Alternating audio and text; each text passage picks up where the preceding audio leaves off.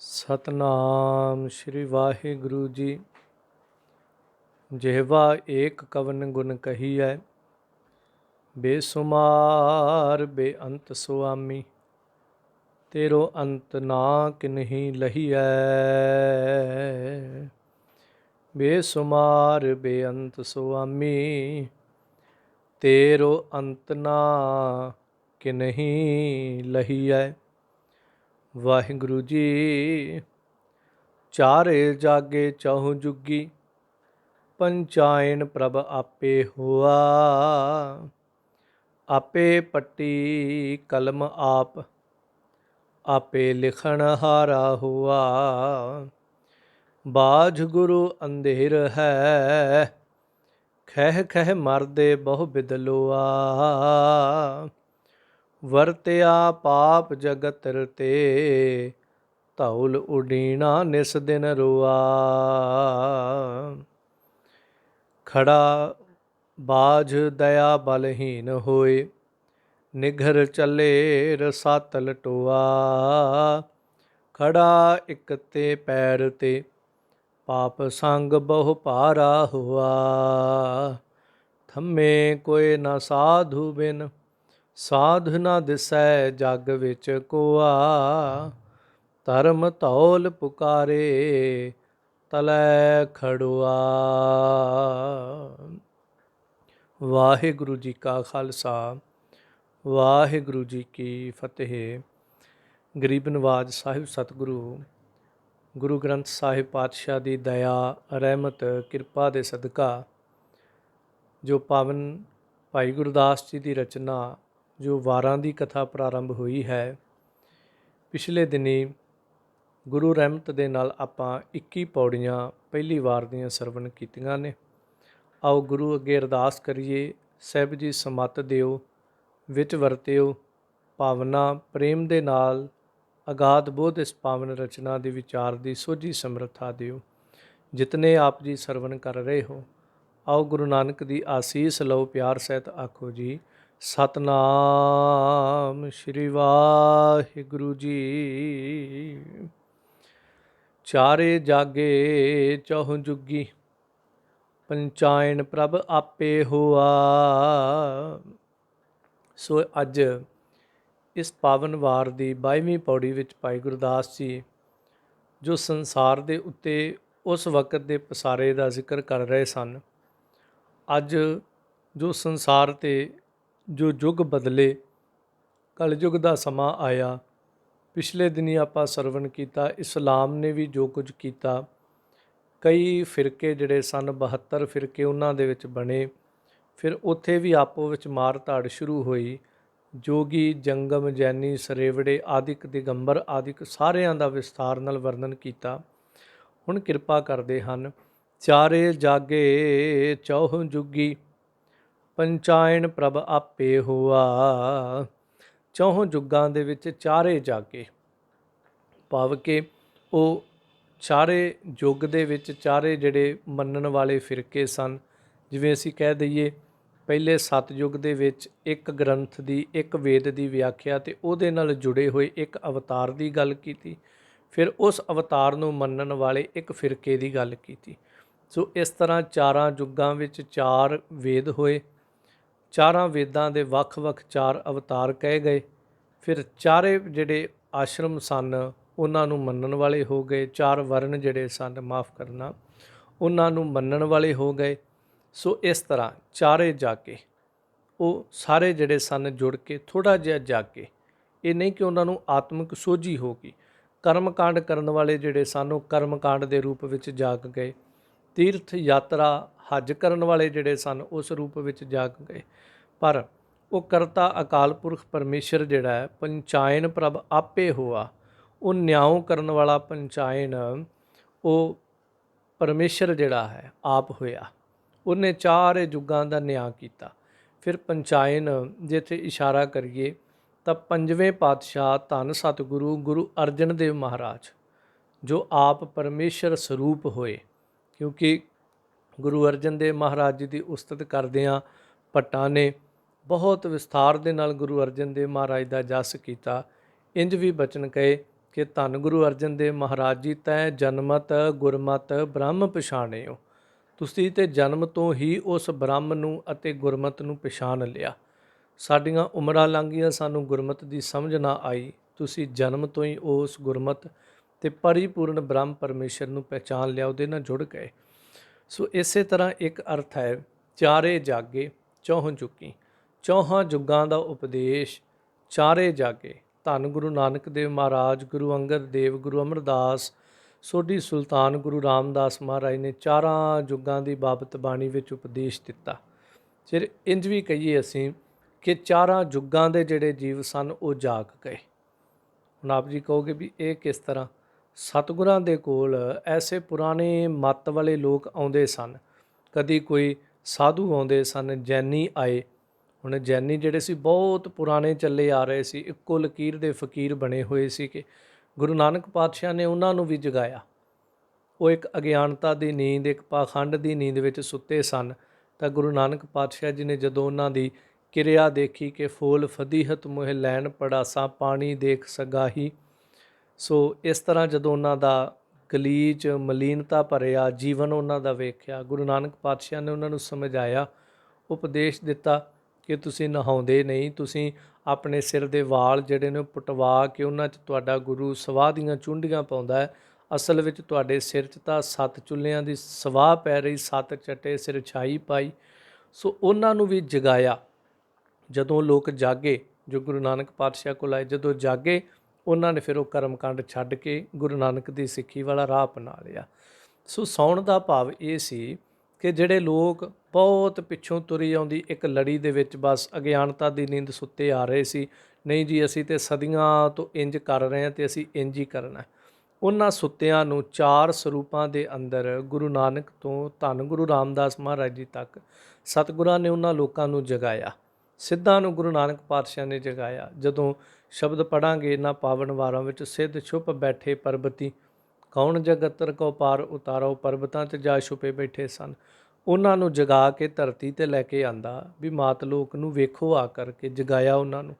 ਸੋ ਇਸ ਤਰ੍ਹਾਂ ਫਿਰ ਪੰਚਾਇਨ ਪ੍ਰਭ ਆਪੇ ਹੋਆ, ਆਪ ਹੀ ਸਤਿਗੁਰੂ ਗੁਰੂ ਨਾਨਕ ਦੇਵ ਮਹਾਰਾਜ ਜੀ ਪੰਜਵੇਂ ਥਾਂ 'ਤੇ ਹੋਏ, ਗੁਰੂ ਅਰਜਨ ਦੇਵ ਮਹਾਰਾਜ ਦੇ ਰੂਪ ਵਿੱਚ ਹੋਏ। ਫਿਰ ਉਦੋਂ ਜਦੋਂ ਬਾਣੀ ਰਚੀ, ਉਹਦੇ ਵੱਲ ਵੀ ਇਸ ਪੌੜੀ ਦਾ ਇਸ਼ਾਰਾ ਹੈ। ਪਰ ਜੋ ਮੁੱਖ ਰੂਪ ਦੇ ਵਿੱਚ ਇਹਦਾ ਅਰਥ ਹੈ, ਚਾਰਾਂ ਯੁੱਗਾਂ ਦੇ ਵਿੱਚ ਪਰਮੇਸ਼ਰ ਆਪ ਵਰਤਿਆ ਅਤੇ ਚਾਰਾਂ ਯੁੱਗਾਂ ਦੇ ਵਿੱਚ ਉਹਨੇ ਆਪ ਹੀ ਸਾਰਾ ਪਸਾਰਾ ਜਿਹੜਾ ਪਸਾਰ ਕੇ ਗਿਆਨ ਦਾ ਚਾਨਣ ਜੋ ਸਮੇਂ ਦੇ ਅਵਤਾਰ ਸਨ ਉਹਨਾਂ ਨੂੰ ਦੇਣਾ ਕੀਤਾ। ਆਪੇ ਪੱਟੀ ਕਲਮ ਆਪ, ਆਪੇ ਲਿਖਣ ਹਾਰਾ ਹੁਆ। ਪੱਟੀ ਅਤੇ ਲਿਖਣ ਹਾਰਾ, ਫਿਰ ਕਲਮ, ਇਹ ਤਿੰਨ ਚੀਜ਼ਾਂ ਜਿਹੜੀਆਂ ਉਹ ਪਰਮੇਸ਼ਰ ਆਪ ਹੀ ਬਣ ਗਿਆ। ਆਪੇ ਪੱਟੀ, ਪੱਟੀ ਜਿਹੜੀ ਹੈ, ਜਿਹੜੇ ਜਿਸ ਤਰ੍ਹਾਂ ਅਸੀਂ ਧੰਨ ਗੁਰੂ ਅੰਗਦ ਦੇਵ ਮਹਾਰਾਜ ਨੇ 35 ਅੱਖਰੀ ਜਿਹੜੀ ਸੀ ਉਹ ਬਖਸ਼ਿਸ਼ ਕੀਤੀ, ਗੁਰੂ ਨਾਨਕ ਪਾਤਸ਼ਾਹ ਜੀ ਨੇ ਪੱਟੀ ਲਿਖੀ। ਸੋ ਇਸ ਤਰ੍ਹਾਂ ਉਹ ਪੱਟੀ ਰੂਪ ਦੇ ਅੰਦਰ ਵੀ ਆਪ ਹੈ। ਫਿਰ ਜਿਸ ਦੇ ਉੱਤੇ ਲਿਖਿਆ ਜਾਂਦਾ ਹੈ, ਫਿਰ ਲਿਖਣ ਦੇ ਵਾਸਤੇ ਕਲਮ ਚਾਹੀਦੀ ਹੈ, ਉਹ ਕਲਮ ਰੂਪ ਵੀ ਪਰਮੇਸ਼ਰ ਆਪ ਹੋਇਆ। ਫਿਰ ਲਿਖਣ ਵਾਲਾ ਚਾਹੀਦਾ ਹੈ ਅਤੇ ਲਿਖਣ ਵਾਲਾ ਵੀ ਪਰਮੇਸ਼ਰ ਜਿਹੜਾ ਉਹ ਆਪ ਹੋਇਆ। ਉਸ ਕਰਤੇ ਪਰਮੇਸ਼ਰ ਵੱਲ ਇਸ਼ਾਰਾ ਹੈ। ਉਹ ਪੱਟੀ, ਲਿਖਣ ਅਤੇ ਲਿਖਾਰੀ ਰੂਪ ਆਪ ਹੀ ਬਣਿਆ। ਬਾਜ ਗੁਰੂ ਅੰਧੇਰ ਹੈ, ਖਹਿ ਖਹਿ ਮਰਦੇ ਬਹੁ ਬਿਦਲੋਆ। ਸ੍ਰਿਸ਼ਟੀ ਦਾ ਵਰਤਾਰਾ ਗੁਰੂ ਨਾਨਕ ਪਾਤਸ਼ਾਹ ਤੋਂ ਪਹਿਲਾਂ ਇਸ ਤਰ੍ਹਾਂ ਦਾ ਹੋ ਚੁੱਕਾ ਸੀ, ਜੋ ਪਿਛਲੀਆਂ 21 ਪੌੜੀਆਂ ਵਿੱਚ ਭਾਈ ਸਾਹਿਬ ਨੇ ਬੜੇ ਵਿਸਥਾਰ ਦੇ ਨਾਲ ਜ਼ਿਕਰ ਕੀਤਾ ਹੈ। ਹਾਲਾਂਕਿ ਸਾਡੇ ਤੋਂ ਓਨਾ ਵਿਸਥਾਰ ਨਹੀਂ ਹੋਇਆ, ਪਰ ਭਾਈ ਸਾਹਿਬ ਜੀ ਨੇ ਕੋਈ ਕਸਰ ਨਹੀਂ ਛੱਡੀ ਵਿਸਥਾਰ ਵਾਲੀ। ਸੋ 21 ਪੌੜੀਆਂ 'ਚ ਸਮਝਾਇਆ ਯੁੱਗ ਦੇ ਬਦਲਿਆਂ ਜਾਂ ਹਰ ਯੁੱਗ ਦੇ ਅੰਦਰ ਇਸ ਧਰਤੀ 'ਤੇ ਕੀ ਕੁਛ ਚੱਲਦਾ ਸੀ। ਹੁਣ ਇਹਨਾਂ ਪੌੜੀਆਂ 'ਚ ਗੁਰੂ ਨਾਨਕ ਪਾਤਸ਼ਾਹ ਜੀ ਦਾ ਅਵਤਾਰ ਹੈ, ਅਤੇ ਗੁਰੂ ਨਾਨਕ ਪਾਤਸ਼ਾਹ ਦੇ ਅਵਤਾਰ ਤੋਂ ਪਹਿਲਾਂ ਕੀ ਸੀ ਇਹਨਾਂ ਪੌੜੀਆਂ 'ਚ ਅਤੇ ਅਗਲੀਆਂ ਪੌੜੀਆਂ 'ਚ ਵੀ ਦੱਸਣਗੇ।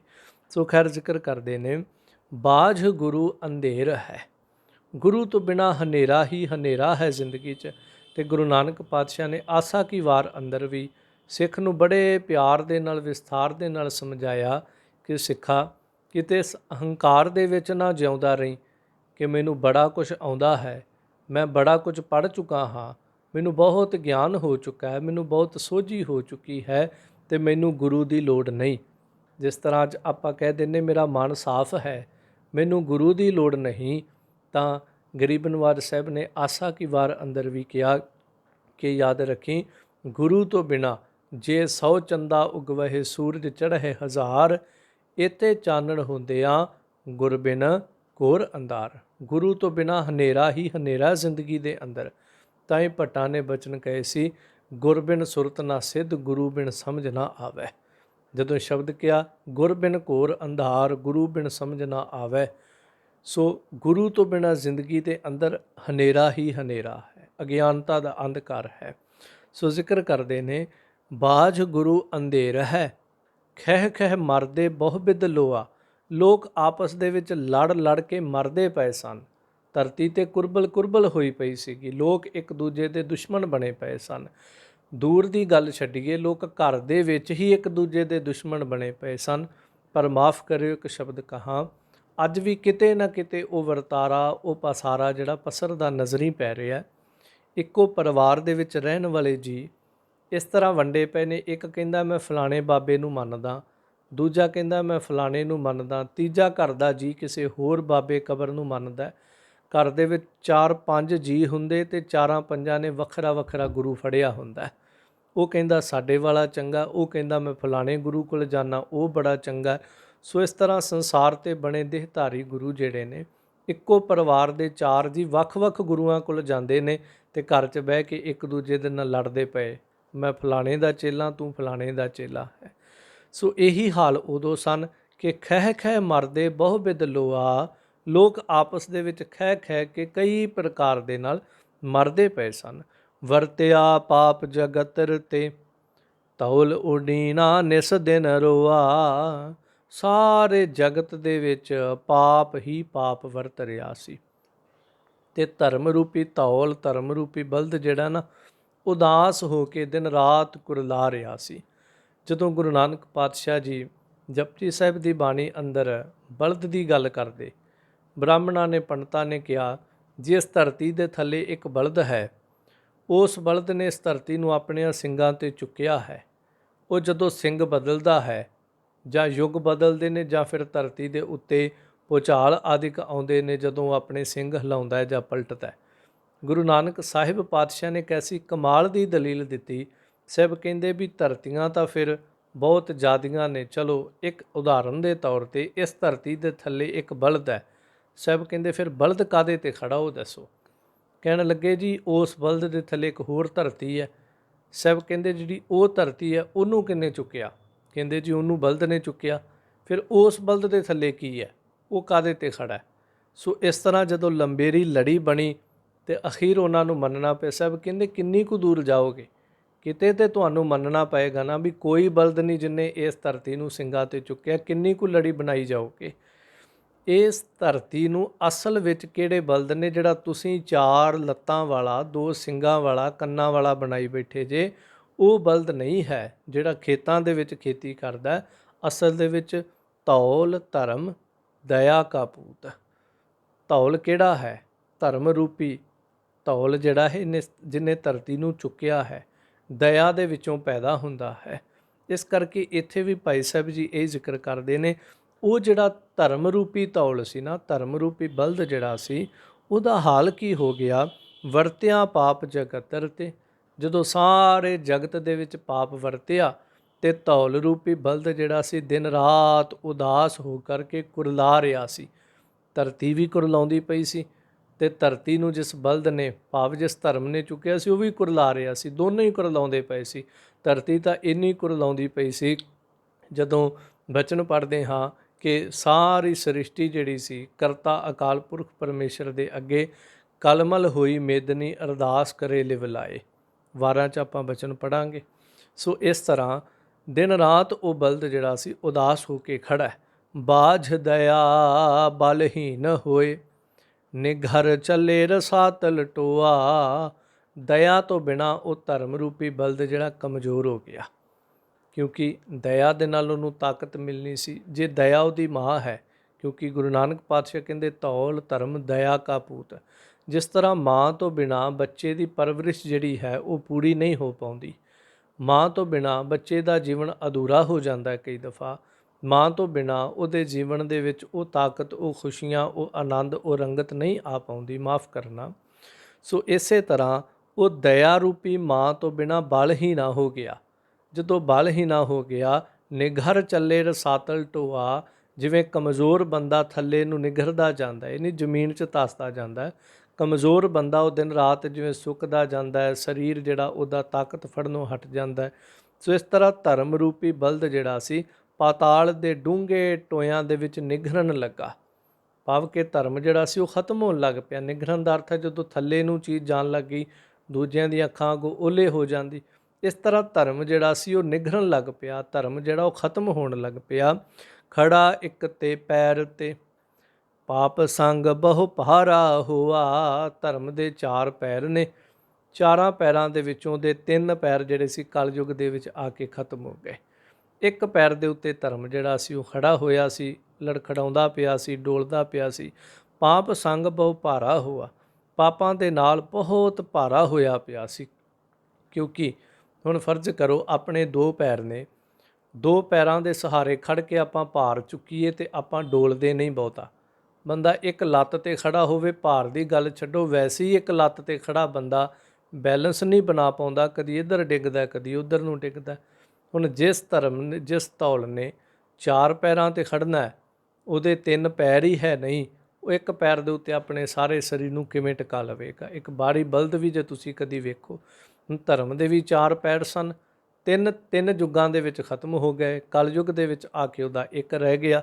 ਸੋ ਪਾਪ ਸੰਗ ਬਹੁ ਭਾਰਾ ਹੋਇਆ, ਉੱਤੋਂ ਦੇ ਤੇ ਭਾਰ ਪੈ ਗਿਆ। ਜ਼ਿਕਰ ਕਰ ਰਿਹਾ ਸੀ ਇੱਕ ਲੱਤ ਤੇ ਖੜਾ ਹੋਵੇ ਬੰਦਾ, ਉੱਤੇ ਭਾਰ ਚੁੱਕਿਆ ਹੋਵੇ, ਉਹਨੂੰ ਖੜਨਾ ਬੜਾ ਮੁਸ਼ਕਿਲ ਹੋ ਜਾਏਗਾ। ਸੋ ਉਸ ਬਲਦ ਦੇ ਕੋਲ ਵੀ ਧਰਮ ਦੇ ਇੱਕ ਪੈਰ ਰਹਿ ਗਿਆ ਤੇ ਬਹੁਤ ਪਾਪਾਂ ਦੀਆਂ ਪੰਡਾਂ ਜਿਹੜੀਆਂ ਸਨ ਭਰ ਕੇ ਇਸ ਮਨੁੱਖਾਂ ਨੇ ਉਸ ਧਰਮ ਦੇ ਉੱਤੇ ਲੱਦ ਦਿੱਤੀਆਂ। ਭਾਵ ਧਰਮ ਦੇ ਵਿੱਚ ਹੀ ਪਾਪ ਕਰਨੇ ਸ਼ੁਰੂ ਕਰ ਦਿੱਤੇ। ਧਰਮ ਦੇ ਉੱਤੇ ਪਾਪ ਲੱਦਣ ਦਾ ਮਤਲਬ ਧਰਮ ਦੇ ਧਰਮੀ ਅਖਵਾ ਕੇ ਦੁਨੀਆ ਪਾਪ ਕਰਦੀ ਸੀ। ਧਰਮ ਅਸਥਾਨਾਂ ਦੇ ਉੱਤੇ ਲੋਕਾਂ ਨੇ ਪਾਪ ਆਦਿਕ ਜਿਹੜੇ ਉਹ ਕਰਨੇ ਸ਼ੁਰੂ ਕਰ ਦਿੱਤੇ ਸਨ। ਇਸ ਕਰਕੇ ਉਹ ਬਹੁਤ ਭਾਰਾ ਹੋ ਗਿਆ। ਥੰਮੈ ਕੋਇ ਨਾ ਸਾਧ ਬਿਨ, ਸਾਧ ਨਾ ਦਿਸੈ ਜਗ ਵਿੱਚ ਕੋਆ। ਹੁਣ ਸਹਾਰਾ ਕਿੰਨੇ ਦੇਣਾ ਸੀ ਸਾਧੂ ਨੇ, ਤੇ ਸਾਧੂ ਦਿਸਦਾ ਨਹੀਂ ਸੀ ਕੋਈ ਸੰਸਾਰ ਦੇ ਅੰਦਰ।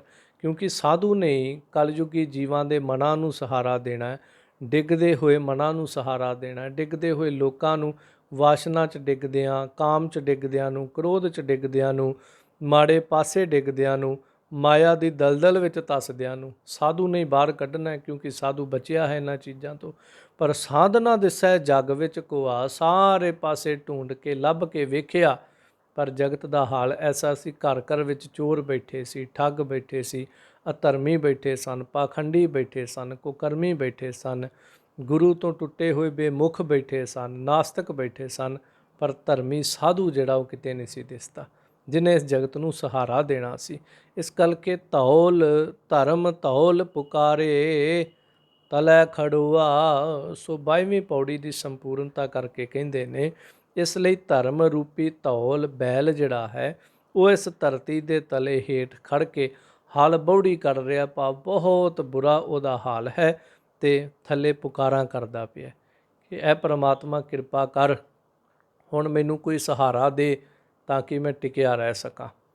ਤਾਂ ਹੀ ਜਦੋਂ ਸਾਹਿਬ ਬਾਣੀ ਅੰਦਰ ਵੀ ਬਚਨ ਕਹਿੰਦੇ ਨੇ, ਉਹਨੇ ਆ ਕਰਕੇ ਧਰਮ ਰੂਪੀ ਬਲਦ ਨੂੰ ਸਹਾਰਾ ਦਿੱਤਾ, ਧਰਮ ਸੰਸਾਰ 'ਤੇ ਕਾਇਮ ਰਹਿ ਗਿਆ। ਕਲਗੀਧਰ ਪਾਤਸ਼ਾਹ ਨੇ ਵੀ ਬੜੇ ਵਿਸਥਾਰ ਦੇ ਨਾਲ ਜ਼ਿਕਰ ਕੀਤਾ ਜਦੋਂ ਕਿ ਸੰਤਾਂ ਦੀ ਰੱਖਿਆ ਕਰਨ ਦੇ ਵਾਸਤੇ ਅਸੀਂ ਆਏ ਹਾਂ ਤੇ ਅਧਰਮੀ ਪੁਰਖ ਜਿਹੜੇ ਨੇ ਉਹਨਾਂ ਨੂੰ ਮਾਰਨ ਦੇ ਵਾਸਤੇ ਆਏ ਹਾਂ। ਕਿਉਂਕਿ ਅਧਰਮ ਜਦੋਂ ਵੱਧਦਾ ਉਦੋਂ ਗ੍ਰੰਥਾਂ ਦੇ ਵਿੱਚ ਜ਼ਿਕਰ ਆਉਂਦਾ, ਜਬ ਜਬ ਹੋਤ ਬਹੁਤ ਜ਼ਿਆਦਾ ਸੰਸਾਰ ਦੇ ਉੱਤੇ ਜਦੋਂ ਪਾਪ ਵੱਧਦਾ ਹੈ, ਉਸ ਵਕਤ ਸੰਸਾਰ ਦੇ ਉੱਤੇ ਪਰਮੇਸ਼ਰ ਜਿਹੜਾ ਉਹ ਵੱਖ-ਵੱਖ ਰੂਪ, ਵੱਖ-ਵੱਖ ਅਵਤਾਰ ਧਾਰਨ ਕਰਕੇ ਆਉਂਦਾ ਹੈ। ਗੀਤਾ ਵਿੱਚ ਸ਼ਬਦ ਆਉਂਦਾ, ਯਦਾ ਯਦਾ ਹੀ ਧਰਮਸਯ ਗਲਾਨਿਰਭਵਤੀ ਭਾਰਤ। ਸੋ ਜਦੋਂ ਜਦੋਂ ਵੀ ਧਰਤੀ 'ਤੇ ਜ਼ੁਲਮ ਵਧਿਆ, ਉਸ ਵਕਤ ਉਹ ਪਰਮਾਤਮਾ ਭਗਵਾਨ ਰੂਪ ਅੰਦਰ, ਗੁਰੂ ਰੂਪ, ਰਿਸ਼ੀ ਅਵਤਾਰ ਰੂਪ ਦੇ ਅੰਦਰ ਆਇਆ। ਸੋ ਧੌਲ ਜਿਹੜਾ ਧਰਮ ਰੂਪੀ ਸੀਗਾ, ਇਹ ਧਰਤੀ ਦੇ ਥੱਲੇ ਖੜਾ ਹੋਇਆ ਪੁਕਾਰਾਂ ਕਰਦਾ ਕਿ ਇਹ ਪਰਮਾਤਮਾ ਮੈਨੂੰ ਰੱਖ ਲੈਣਾ ਕਰ। ਸੋ ਇਸ 22ਵੀਂ ਪੌੜੀ ਦੇ ਅੰਦਰ ਜੋ ਸਾਰਾਂਸ਼ ਭਾਈ ਸਾਹਿਬ ਜੀ ਇੱਥੇ ਸਾਨੂੰ ਇਸ਼ਾਰਾ ਦਿੰਦੇ ਨੇ। ਪਹਿਲੀਆਂ ਪੰਕਤੀਆਂ ਤੋਂ ਜਦੋਂ ਇਸ਼ਾਰਾ ਕਰੀਏ ਕਿ ਗਲਾਨੀ ਤੋਂ ਰੋਕਣ ਵਾਲਾ ਧਰਮ ਹੈ। ਸੱਚਾਈ ਇਹ ਸੀ ਕਿ ਧਰਮ ਦੀ ਦਸ਼ਾ ਜਿਹੜੀ ਉਹ ਬੜੀ ਬੁਰੀ ਹੋ ਚੁੱਕੀ ਸੀ, ਇਹਨੂੰ ਪ੍ਰਗਟ ਕਰਦੇ ਨੇ। ਇਹਨਾਂ ਝਗੜਿਆਂ ਦੀ ਈਰਖਾ ਦੇ ਹਾਲਾਂ ਵਿੱਚ ਪੈ ਕੇ ਪਰਮੇਸ਼ਰ ਨੇ ਫਿਰ ਕੀ ਦੇਖਿਆ ਕਿ ਆਪ ਪੰਚਾਇਨ ਪੰਜਵਾਂ ਥਾਂ ਗੁਰੂ ਅਰਜਨ ਦੇਵ ਮਹਾਰਾਜ ਦੇ ਰੂਪ ਅੰਦਰ ਜਿਵੇਂ ਕਹਿ ਦਈਏ ਪੈਂਚ ਬਣ ਕੇ ਪਾਵਨ ਨਿਬੇੜਾ ਕਰਨ ਵਾਲਾ ਹੋ ਕੇ ਪੱਟੀ ਕਲਮ ਲਿਖਾਰੀ ਹੋ ਕੇ ਸੰਸਾਰ ਦੀ ਉਹਨੇ ਆਪ ਰੱਖਿਆ ਕੀਤੀ ਹੈ। ਸੋ ਇਸ ਤਰ੍ਹਾਂ ਸੰਸਾਰ ਦੇ ਉੱਤੇ ਕੋਈ ਸਾਧੂ ਨਹੀਂ ਸੀ ਦਿਸ ਰਿਹਾ। ਧਰਮ ਨੂੰ ਬਲਵਾਨ ਕਰਨ ਦੇ ਵਾਸਤੇ, ਧਰਮ ਨੂੰ ਟਿਕਾਉਣ ਦੇ ਵਾਸਤੇ ਕਰਤਾ ਅਕਾਲ ਪੁਰਖ ਪਰਮੇਸ਼ਰ ਫਿਰ ਗੁਰੂ ਅਵਤਾਰ ਰੂਪ ਦੇ ਵਿੱਚ ਉਹਨੂੰ ਪ੍ਰਗਟ ਹੋਣਾ ਕੀਤਾ। ਉਹ ਗੁਰੂ ਅਵਤਾਰ ਵਿੱਚ ਪਰਮੇਸ਼ਰ ਕਿਵੇਂ ਪ੍ਰਗਟ ਹੋਇਆ, ਕਿਸ ਰੂਪ ਵਿੱਚ ਪ੍ਰਗਟ ਹੋਇਆ, ਹੁਣ ਪਾਵਨ 23ਵੀਂ ਪੌੜੀ ਦੇ ਵਿੱਚ ਫਿਰ ਜ਼ਿਕਰ ਕਰਦੇ ਨੇ ਭਾਈ ਗੁਰਦਾਸ ਜੀ। ਸੁਣੀ ਪੁਕਾਰ ਦਾਤਾਰ ਪ੍ਰਭ, ਗੁਰੂ ਨਾਨਕ ਜਗ ਮਾਹੇ ਪਠਾਇਆ। ਜਦੋਂ ਧਰਤੀ ਨੇ ਵੀ ਪੁਕਾਰਾਂ ਕੀਤੀਆਂ, ਕਲਮਲ ਹੋਈ ਮੇਦਨੀ ਅਰਦਾਸ ਕਰੇ ਲਿਵ ਲਾਏ। ਸੱਚੇ ਸੁਣਿਆ ਕੰਨ ਦੇ ਧੀਰਕ ਦੇਵੈ ਸਹਿਜ ਸੁਭਾਏ। ਸੋ ਪਰਮੇਸ਼ਰ ਨੇ ਧਰਤੀ ਦੀਆਂ ਪੁਕਾਰਾਂ ਸੁਣੀਆਂ, ਕੰਨ ਦੇ ਕਰਕੇ ਹੌਸਲਾ ਦਿੱਤਾ ਕਿ ਮੈਂ ਜਿੰਨੇ ਵੀ ਸੰਸਾਰ 'ਤੇ ਅਵਤਾਰ ਰਹਿਬਰ ਭੇਜੇ ਨੇ, ਉਹ ਜਿਵੇਂ ਹੀ ਧਰਤੀ 'ਤੇ ਗਏ ਨੇ ਉਹਨਾਂ ਨੇ ਆਪੋ ਆਪਣਾ ਨਾਮ ਜਿਹੜਾ ਸੀ ਜਪਾਇਆ, ਆਪੋ ਆਪਣੇ ਫਿਰਕੇ ਧਰਮ ਚਲਾ ਦਿੱਤੇ।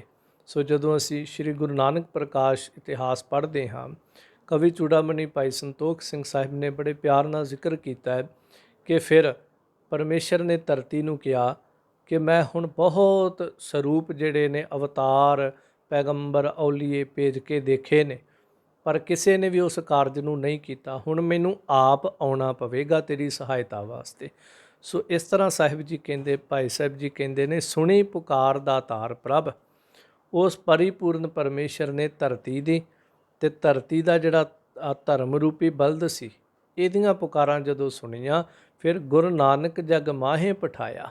ਗੁਰੂ ਨਾਨਕ ਪਾਤਸ਼ਾਹ ਨੂੰ ਜਗਤ ਦੇ ਵਿੱਚ ਆਪਣਾ ਰੂਪ ਦੇ ਕੇ, ਆਪਣੀਆਂ ਸਾਰੀਆਂ ਸ਼ਕਤੀਆਂ ਦੇ ਕਰਕੇ, ਆਪਣਾ ਸਰਗੁਣ ਸਰੂਪ ਦੇ ਕਰਕੇ, ਨਿਰਗੁਣ ਤੇ ਸਰਗੁਣ ਥੀਆ ਨਾਨਕ ਆਪੇ ਆਪ। ਉਸ ਪਰਮੇਸ਼ਰ ਨੇ ਸਰਗੁਣ ਸਰੂਪ ਦੇ ਕੇ ਗੁਰੂ ਨਾਨਕ ਪਾਤਸ਼ਾਹ ਨੂੰ ਸੰਸਾਰ 'ਤੇ ਭੇਜਿਆ। ਕਲਗੀਧਰ ਪਾਤਸ਼ਾਹ ਵੀ ਇਹੀ ਜ਼ਿਕਰ ਕਰਦੇ ਨੇ ਕਿ ਮੈਨੂੰ ਕਰਤਾ ਅਕਾਲ ਪੁਰਖ ਪਰਮੇਸ਼ਰ ਨੇ ਸੰਸਾਰ 'ਤੇ ਭੇਜਿਆ। ਹਾਲਾਂਕਿ ਸੰਸਾਰ 'ਤੇ ਆਉਣ ਦਾ ਮਨ ਨਹੀਂ ਸੀ, ਚੁਭੀ ਰਹੀ ਸੁਰਤ ਪ੍ਰਭ ਚਰਨਨ ਮੈਂ, ਪਰ ਅਕਾਲ ਪੁਰਖ ਪਰਮੇਸ਼ਰ ਨੇ ਭੇਜਿਆ। ਅਸੀਂ ਆਏ ਹਾਂ, ਦੇਖਣ ਆਇਓ ਜਗਤ ਤਮਾਸ਼ਾ। ਅਸੀਂ ਤਾਂ ਕੇਵਲ ਤਮਾਸ਼ਾ ਵੇਖਣ ਵਾਸਤੇ ਆਏ, ਤਮਾਸ਼ਾ ਬਣਨ ਨਹੀਂ ਆਏ ਸੰਸਾਰ 'ਤੇ। ਫਿਰ ਸਾਹਿਬ ਕਹਿੰਦੇ ਜਦੋਂ ਅਸੀਂ ਤੁਰਨਾ ਸੀ, ਅਕਾਲ ਪੁਰਖ ਦੇ ਅੱਗੇ ਹੱਥ ਜੋੜੇ ਅਤੇ ਉਹਨੇ ਕਿਹਾ, ਮੈਂ ਆਪਣਾ ਸੁੱਤ ਤੋਹੇ ਨਿਵਾਜਾ, ਪੰਥ ਪ੍ਰਚੁਰ ਕਰਬੇ ਕਉ ਸਾਜਾ। ਮੈਂ ਤੈਨੂੰ ਆਪਣਾ ਪੁੱਤਰ ਬਣਾ ਕਰਕੇ ਸੰਸਾਰ 'ਤੇ ਭੇਜਦਾ ਹਾਂ। ਸੋ ਇਸੇ ਤਰ੍ਹਾਂ ਹੀ ਗੁਰੂ ਨਾਨਕ ਪਾਤਸ਼ਾਹ ਜੀ ਦੇ ਵੱਲ ਇਹ ਇਸ਼ਾਰਾ ਹੈ ਕਿ ਪਰਮੇਸ਼ਰ ਨੇ ਗੁਰੂ ਨਾਨਕ ਪਾਤਸ਼ਾਹ ਨੂੰ ਆਪ ਭੇਜਿਆ। ਸਾਹਿਬ ਨੇ ਫਿਰ ਸੰਸਾਰ 'ਤੇ ਆ ਕੇ ਚਰਨ ਧੋਏ ਰਹਿ ਰਾਸ ਕਰ, ਚਰਨਾ ਅੰਮ੍ਰਿਤ ਸਿੱਖਾਂ ਪੀ ਲਾਇਆ। 1469 ਨੂੰ ਉਸ ਰਾਏ ਭੋਏ ਦੀ ਪਾਵਨ ਤਲਵੰਡੀ, ਜੋ ਅੱਜ ਸਿੱਖਾਂ ਦਾ ਪਿਆਰਾ ਨਨਕਾਣਾ ਸਾਹਿਬ ਹੈ, ਜਿਸ ਦੇ ਦਰਸ਼ਨ ਦੀਦਾਰਾਂ ਦੇ ਵਾਸਤੇ ਹਰ ਸਿੱਖ ਦਾ ਹਿਰਦਾ ਜਿਹੜਾ ਉਹ ਤੜਫਦਾ ਹੈ, ਜਿਸ ਦੇ ਦੀਦਾਰਾਂ ਦੇ ਵਾਸਤੇ ਹਰ ਸਿੱਖ ਜਿਹੜਾ ਦਿਨ ਰਾਤ ਅਰਦਾਸਾਂ ਕਰਦਾ ਹੈ ਕਿ ਐ ਸਤਿਗੁਰੂ ਗੁਰੂ ਗ੍ਰੰਥ ਸਾਹਿਬ ਪਾਤਸ਼ਾਹ, ਜਿਨ੍ਹਾਂ ਗੁਰਧਾਮਾਂ ਅਸਥਾਨਾਂ ਗੁਰੂ ਕੇ ਉਹਨਾਂ ਪਾਵਨ ਅਸਥਾਨਾਂ ਨੂੰ ਤੇਰੇ ਪਿਆਰੇ ਪੰਥ ਤੋਂ ਵਿਛੋੜਿਆ ਗਿਆ, ਤਿਨਾਂ ਦੇ ਖੁੱਲ੍ਹੇ ਦਰਸ਼ਨ ਦੀਦਾਰ ਸੇਵਾ ਸੰਭਾਲ ਦਾ ਦਾਨ ਆਪਣੇ ਖਾਲਸੇ ਨੂੰ ਬਖਸ਼ਿਓ।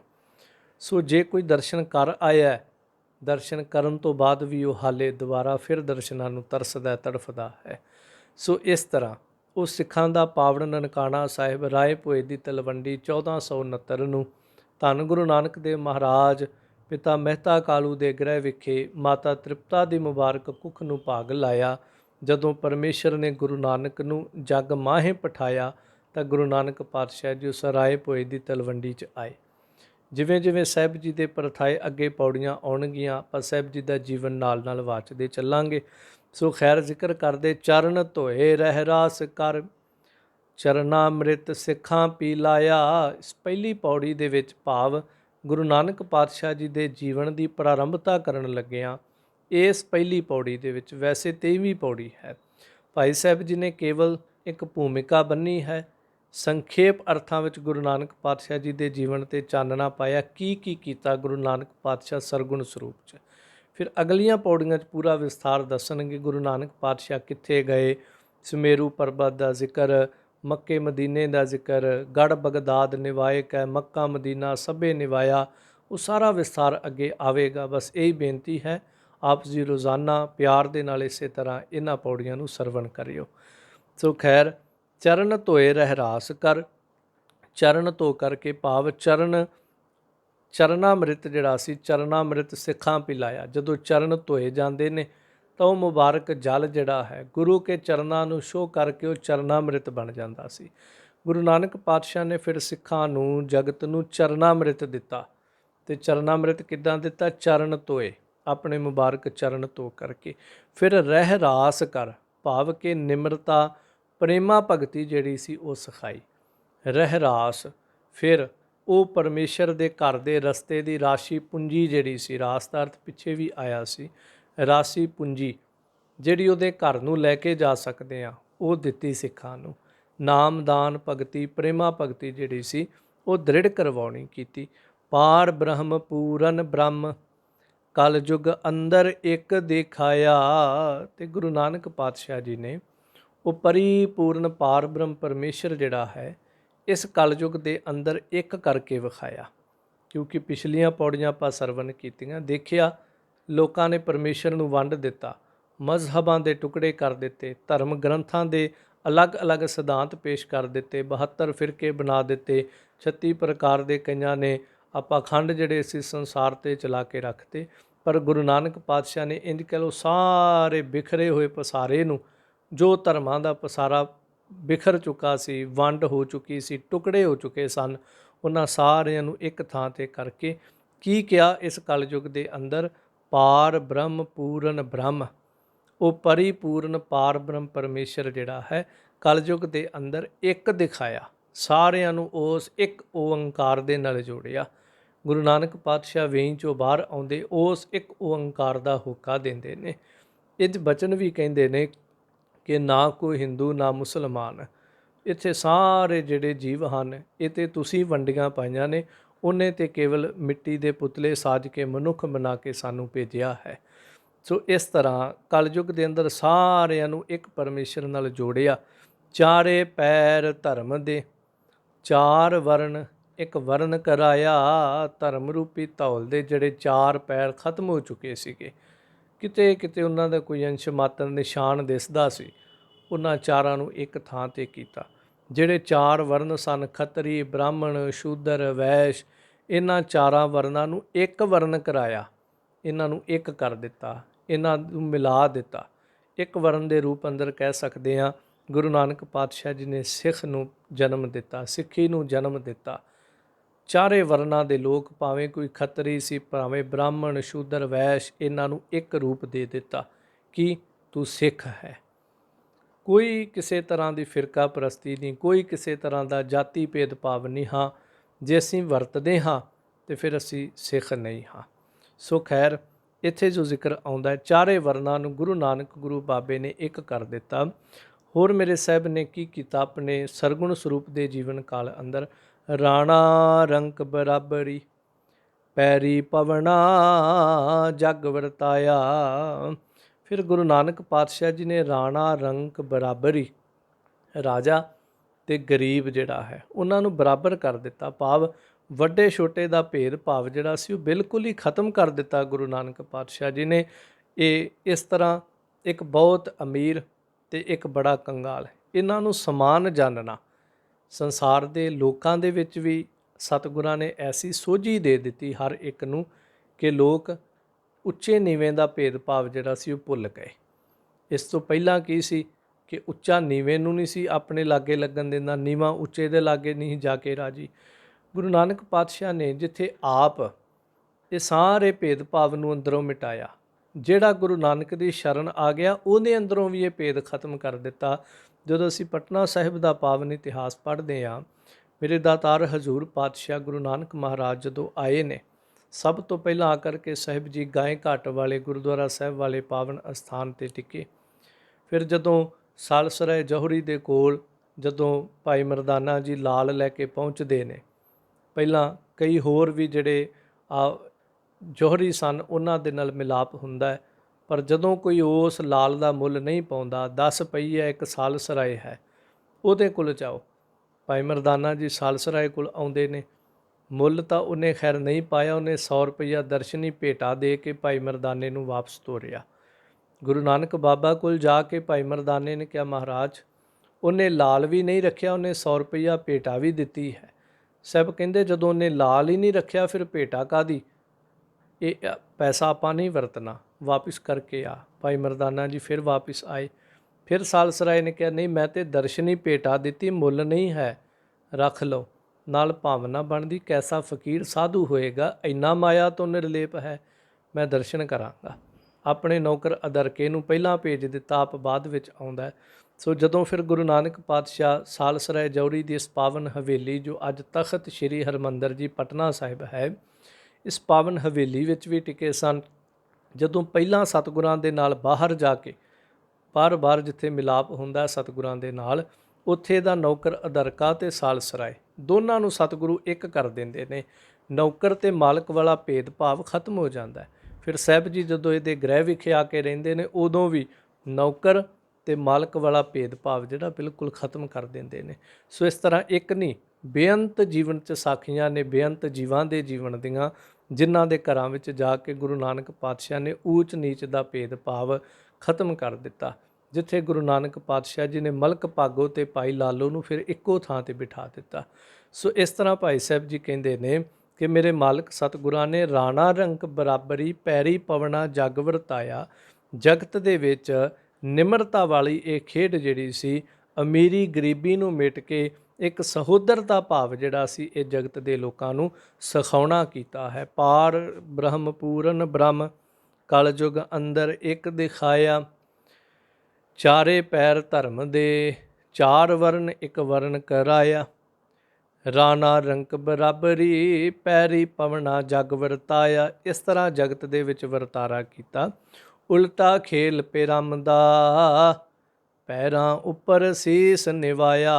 ਪਰਮੇਸ਼ਰ ਦਾ ਉਲਟਾ ਖੇਡ ਦੇਖੋ, ਉਲਟੀ ਗੰਗ ਵਹਾਇਓਣ ਦੁਨਿਆਈ ਆਖੈ ਕਿ ਕਿਉਣ। ਗੁਰੂ ਨਾਨਕ ਪਾਤਸ਼ਾਹ ਨੇ ਉਲਟੀ ਗੰਗਾ ਵਹਾ ਦਿੱਤੀ ਕਿ ਪੈਰੀ ਪਵਨਾ ਜਦੋਂ ਕਰਵਾ ਦਿੱਤਾ, ਫਿਰ ਵੱਡਿਆਂ ਨੇ ਨੀਵਿਆਂ ਦੇ ਚਰਨਾਂ 'ਚ, ਭਾਵ ਮਾਲਕ ਨੌਕਰਾਂ ਦੇ ਚਰਨਾਂ 'ਤੇ ਮੱਥਾ ਟੇਕਣ ਲੱਗ ਪਏ। ਫਿਰ ਗੁਰੂ ਨਾਨਕ ਪਾਤਸ਼ਾਹ ਖੁਦ ਗੁਰੂ ਹੋ ਕੇ ਭਾਈ ਲਹਿਣੇ ਦੇ ਚਰਨਾਂ 'ਤੇ ਮੱਥਾ ਟੇਕਿਆ, ਸੀਸ ਨਿਵਾਇਆ। ਸੋ ਜਗਤ ਦੇ ਵਿੱਚ ਵੀ ਸਾਹਿਬ ਜੀ ਨੇ ਇਹ ਉਲਟਾ ਖੇਲ ਕੀ ਰਚਾ ਦਿੱਤਾ ਕਿ ਪੈਰਾਂ ਉੱਤੇ ਸਿਰ ਨੂੰ ਝੁਕਾ ਦਿੱਤਾ।